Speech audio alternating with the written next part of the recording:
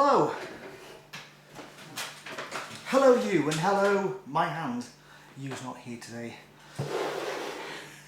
I don't know what he's up to, but he isn't with me. Anyway, so since we last spoke, I went to see Hans Zimmer in the Manchester AO Arena, and he finished on a lot of the songs of his I Don't Know, and he finished on a song right at the end, and it's called Time, and it's from the soundtrack of I can't even remember the soundtrack's wrong. And if you look up Hans Zimmer Time Prague, you'll get to hear what I heard, and it's one of those moments whereupon you seem to have a connection between yourself and the composer and the artist, and it was amazing, and I'll never forget it. It's right up there with other musical moments I've had in my life. Anyway, cracking on. So I've been thinking about, obviously it's Memorial Time coming up, and when I did something about so it's the dog, previous memorial experiences, a few people put on saying that because the witnesses pass round the plates and the wine and don't partake, they're rejecting the sacrifice of Jesus, and the only other people who do that apparently are Satanists. Well, I don't know about that, but anyway, which I've done a couple of videos in the past about this whole thing about the sacrifice, and also the events in the Garden of Eden, and I'm just going to quickly connect the two of them up very quickly, because I think it's really, really important, because the sacrifice of Jesus, if we're going to believe all of this, it literally is the foundation at which Christianity stands on. It doesn't matter which Christian faith that you belong to, but at the end of the day if it wasn't for the sacrifice of Jesus Christ, there is no hope, apparently. And it's through his blood that we can gain life. It's through his blood that we can be accepted into God's good grace. And that symbol of the cross is around millions, perhaps billions of people's neck. It's everywhere you go, in churches, monuments, not in churches. You know, just look at that image of Jesus on the cross is the most iconic image that there probably is in world religion ever. But if you ask most people who have the image and reflect that yes, they do love my Jesus, because he gave up his life, and Jesus is to them a very, very important figure in their lives. But if you then say to them, well, what about Adam and Eve? And they go, just don't believe Adam and Eve. Really? Yeah, it's just a parable. It's like the flood, and it's like Jesus told the story about the Samaritans. It's only a parable, you know, it didn't really happen. It's just figurative of good and evil, I suppose. So you have to say to yourself then, hold on a second, so you love my Jesus, yeah, I love my Jesus, but Adam and Eve story, you don't accept now. Okay, so why did Jesus die then? Oh, he died for our sins. Okay, and why did blood have to pour forth from him? Because that was the requirement placed upon him by God, that his blood would have to be spilled.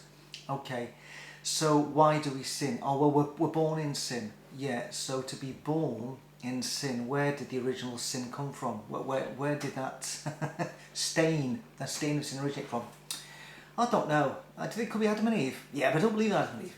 Fundamentally, at the end of the day, is if you do not accept, if you reject, if you reject the story of Adam and Eve, you really are rejecting the whole basis of Christ's sacrifice. Because clearly, you know, the Bible teaches us that he came to atone for our sins from the which have been passed on to us by Adam and Eve. So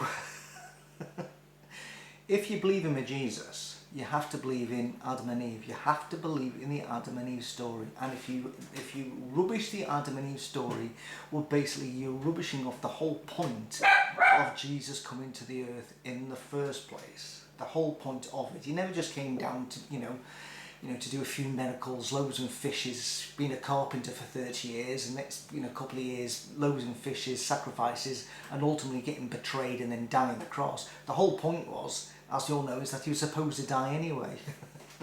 The loaves and fishes were sort of periphery to his main object on the earth. His main object on the earth was to die. And 3 days later to say, hi, I'm back, and I'm stronger than ever, way. It's what a shame that isn't the case for other people who've had to sacrifice themselves. 3 days later they ain't coming back, and they're not more powerful than they were. We haven't seen them ever because they've died. So anyway, I think it's important. No more coffee. I think it's important to go back to the Adam and Eve story. To just look at it. I'm not going to read it because I've done this on another video, but there's just certain bits in it which even now, when I think about it, I'm seeing new things in the Adam and Eve story that probably I never saw before.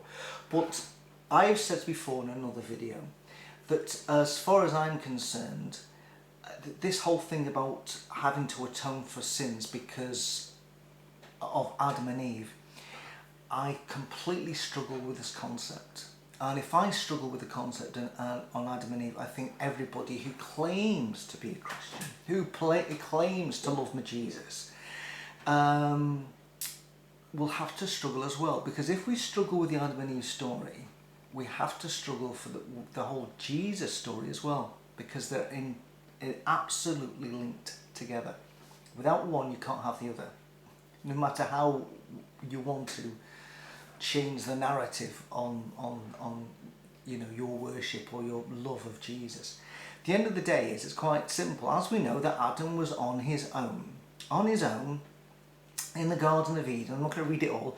And his only company that he had to speak to people was he used to speak to Jehovah in the breezy part of the day. Now, we don't know how long Adam was on his Todd for, naming all the animals. It could have been, I don't know, it might have been 1 year, 2 years, 3 years, we don't know. And obviously the Garden of Eden was only a particular area. And we can imagine that all over the earth at that time, that there must have been animals all over the earth. And selectively in the Garden of Eden, it was everything he needed. Outside the Garden of Eden, he'd have to start doing a bit of labouring and farming and stuff like that, which is obviously one of the punishments that God said he'd have to do. He couldn't be in the Garden of Eden just literally plucking things from trees and eating them. He'd have to actually go out and do a decent day's graft, unlike some people we know. So anyway, he was breezy part of the day speaking to God, and I've always wondered, how did that conversation used to go? What happens? All right, Jehovah. All right, Adam, how's it hanging? To the left. It's just, what is going on? So what's you Adam today? Oh, well, I was reading a good book. Really? No, because no books exist. I'm not an author. Oh, how did that conversation go? How did the conversation in the breezy part of the day go with God and Adam? Adam must have said, right, so anything interesting happened last night? Yeah, it's really odd because the previous morning I woke up with a raging hard stiffy. Really? Yeah. I just don't know, I just don't know why. Yes. I forgot about that bit. Yeah, so, and then during the night, there was an explosion. And I had, I think, something you may call an erotic dream. And I woke up and there was white stuff all over my tummy.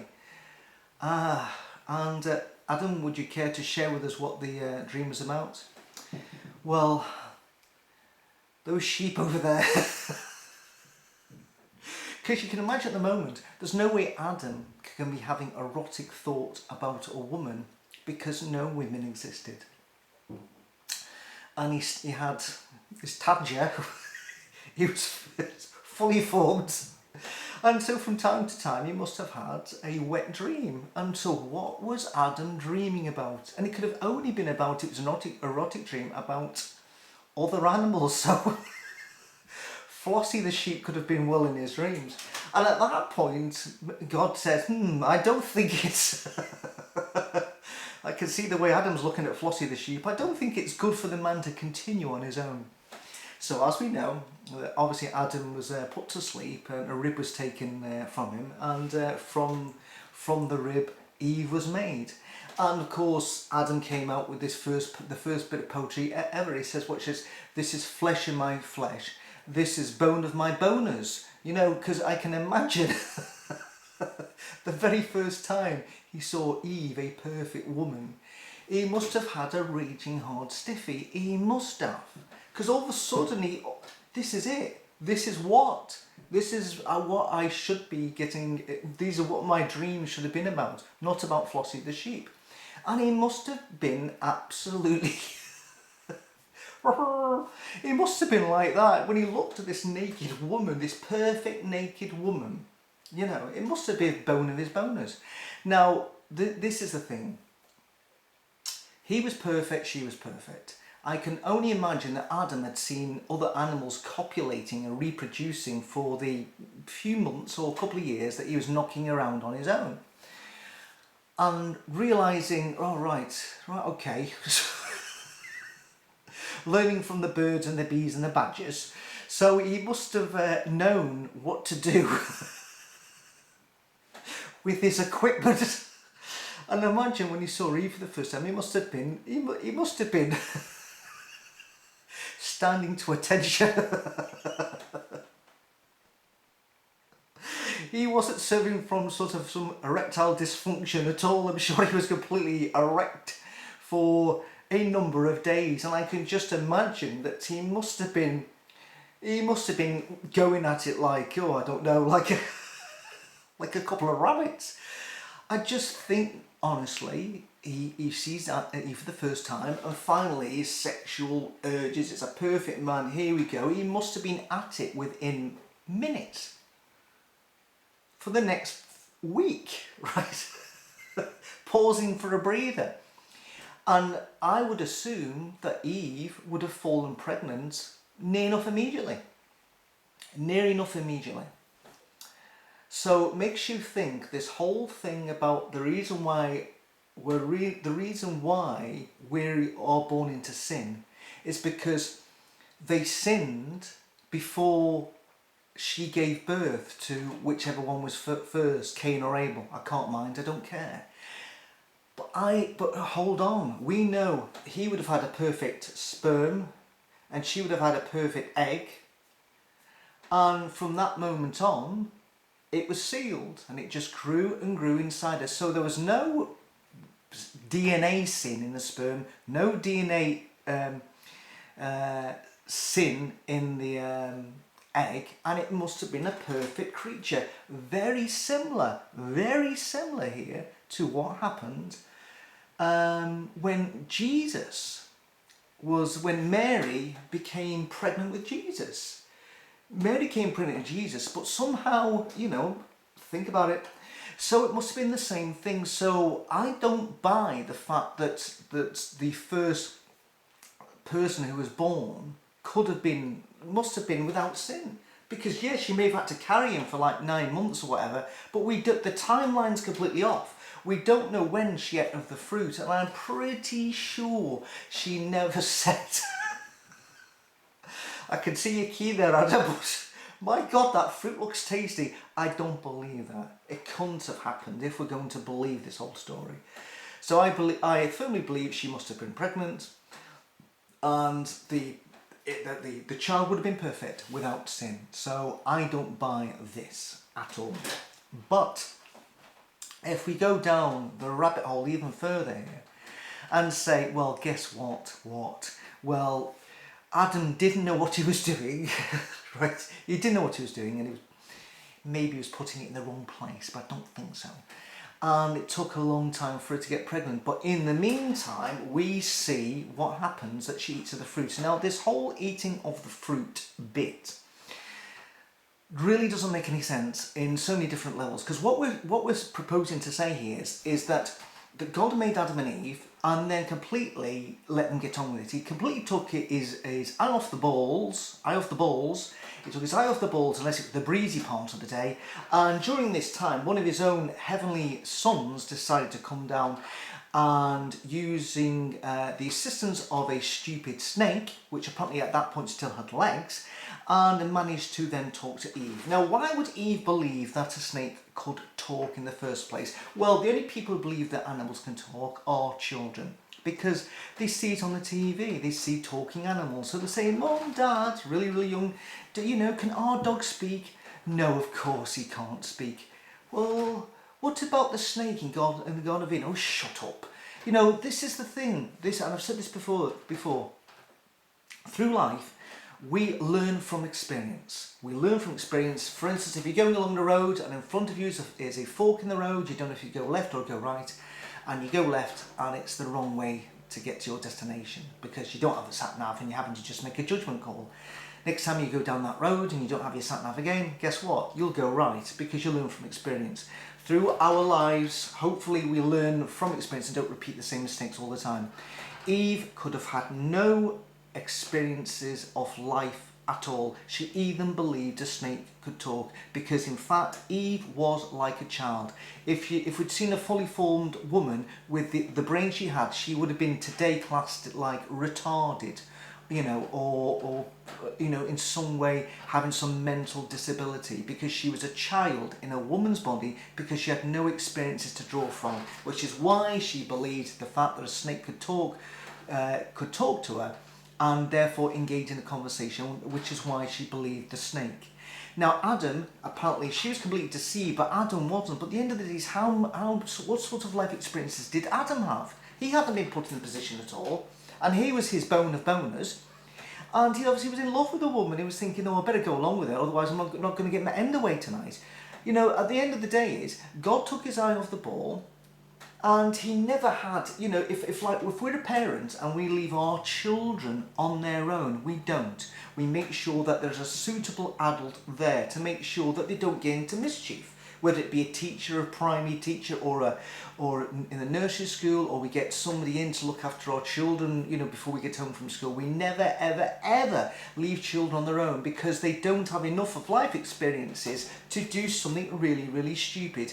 And if we did leave them on their own, and if they did do something can cause harm, the finger of blame would be on us, the bad parent. When children are out at night, at 11 o'clock, 12 o'clock at night, and they're age 10, and they're vandalising or they're getting involved in the stabbing, you always say, but where were the parents? And some children who get involved in crime, whatever, often you say that poor kid never stood a chance because of the parents. So at the end of the day I'm really, really, really sorry, but the person who was ultimately to blame here for keeping his eye on the ball was God. Funny thing is, how come he never put in an angel? He says, I'm just cracking on with something else at the moment. Can you just go down and look after things down there for us? The only time he actually did put an angel is when he actually booted Adam and Eve out of the Garden of Eden and put an angel there to make sure they couldn't get back in.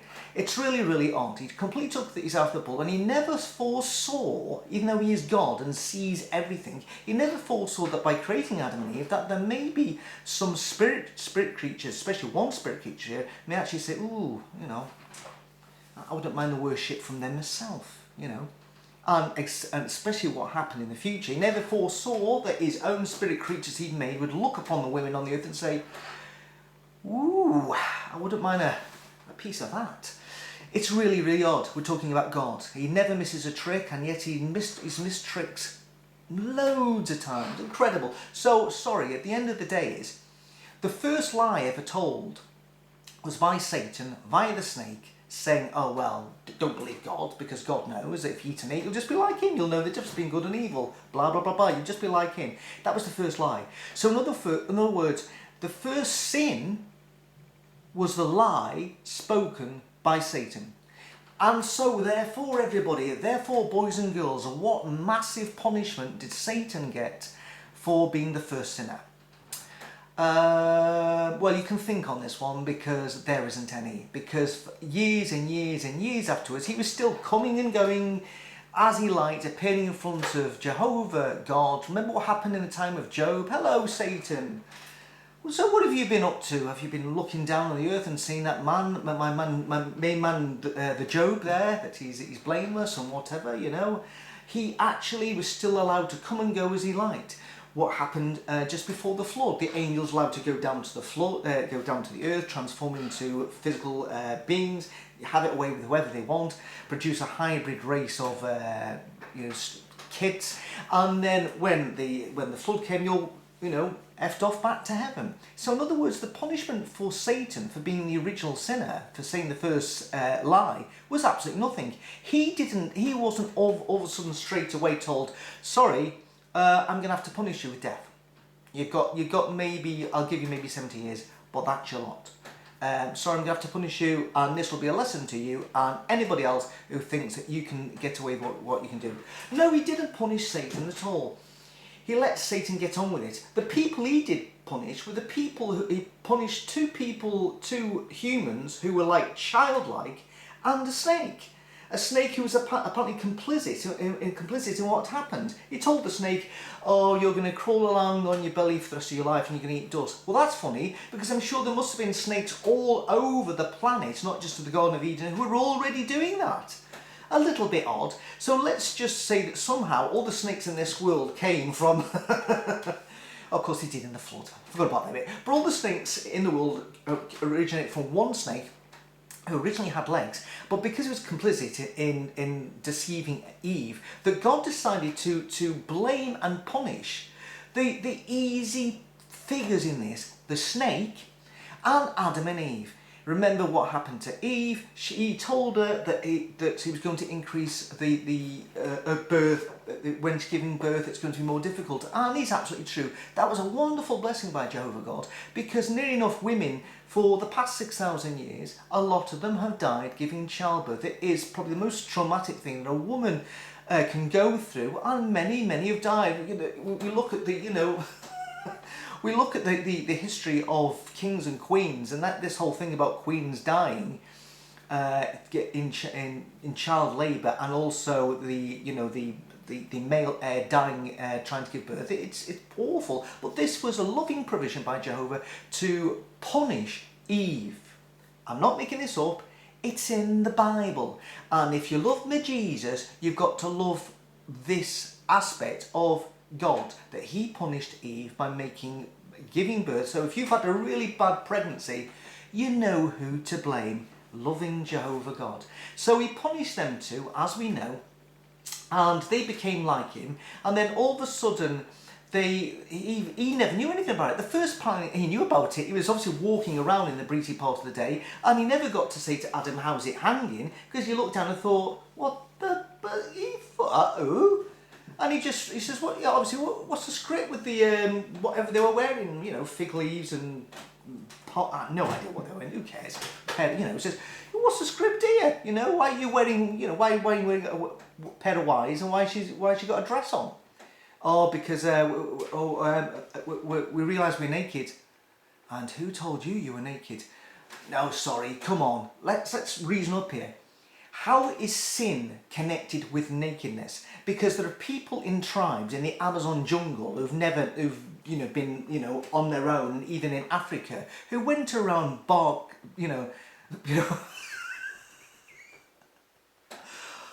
naked for hundreds of years, and yet they were sinners. Yet all of a sudden wasn't this strict thing with them. Hold on a second, I'm completely naked, therefore I'm a sinner. Oh, I'm a sinner because I'm naked. Sorry, we have people today who go to nature's camps and sin doesn't come into it. Sorry, it just doesn't make any sense. What's the connection between the fact that all of a sudden they all of a sudden realise that there was only them two? Who were they going to be embarrassed about? They sleep with each other. They probably see each other, having a piss and having a shit. Who are they afraid's going to see them? The badger? Oh, come on. It just doesn't make any sense. They were all of a sudden naked. But why would it even bother them? So of course, God said, oh, well, you've sinned, and therefore I'm booting you out the Garden of Eden, and you're going to die.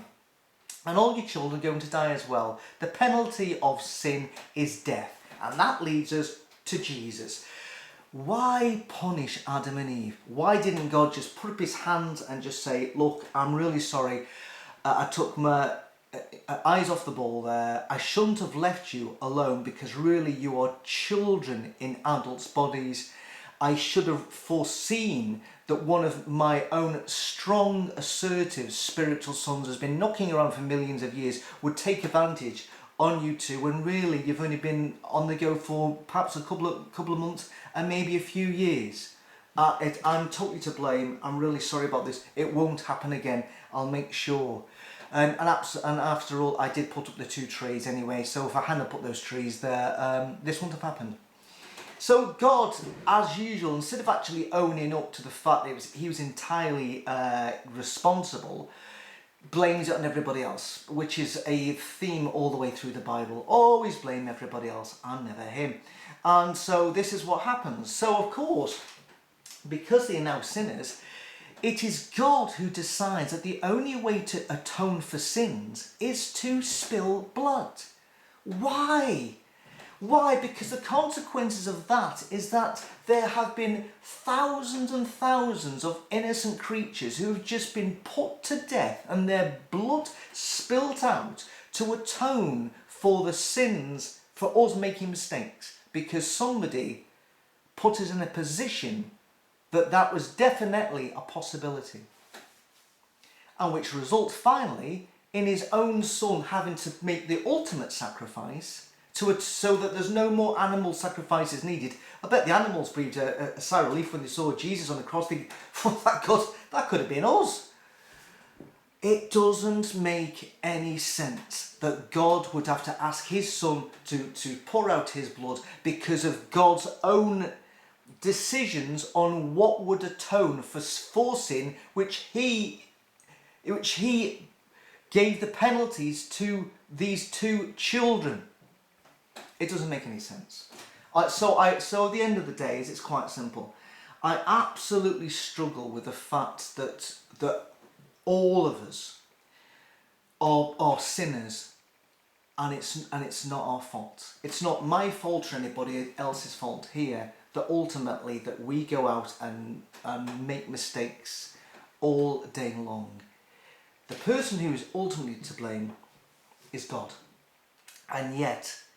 And the second person to blame is Satan.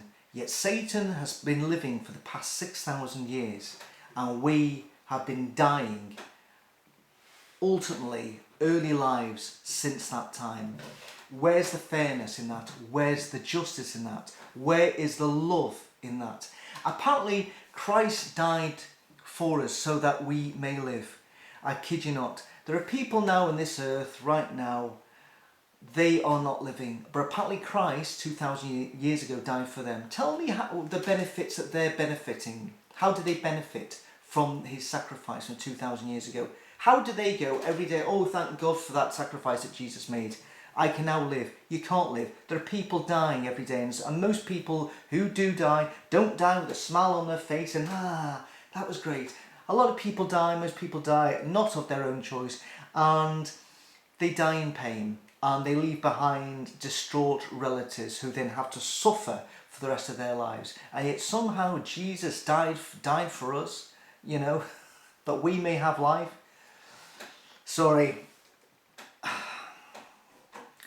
None of this really has any sense of justice or fairness or love in it about it at all. None of it makes any sense. And this is probably this time of the year when everybody's thinking about Easter. All the Catholics will be thinking about Easter and thinking about Jesus and the sacrifice and I love my Jesus and all this. At the end of the day, you have to go all the way back to Adam and really just look at that story. So for those who haven't done it for a long time, just get out your Bible if you still have one, or you can find loads online and just read that again and think, you know what, this isn't very fair, because it isn't. Whoever said it was. But anyway, I believed it was. I believed for years that that God was the God of love, and I thought I understood this all. And it's I find it fascinating now that I can go back and just look at portions of the Bible and think, how in the world did I not see that the first time I read that, and the second and third and fourth and fifth time? And it's only when you leave a strong religious faith and able to look at the book that apparently gave you your beliefs, and actually look at them again, and you think, my God, the God of the Bible really isn't very nice at all, is he? But anyway, that's only my point of view, and there'll be plenty of people who will actually completely disagree with me and may unsubscribe, but they are clearly my honest opinions. And if I'm wrong, I need somebody to correct me. But I've thought about this for a long, long time, and I don't think I'm wrong. Anyway, enjoy the rest of your day. Yeah, that's it. I've got nothing more to say about this subject. Oh dear. It makes you wonder. Honestly, it's mind-boggling sometimes. Anyway, I'm off. Enjoy the rest of your week, because I'm working on Friday. I'm doing stuff in the garden tomorrow. I may be back another time, but anyway, cheerio. Bye-bye.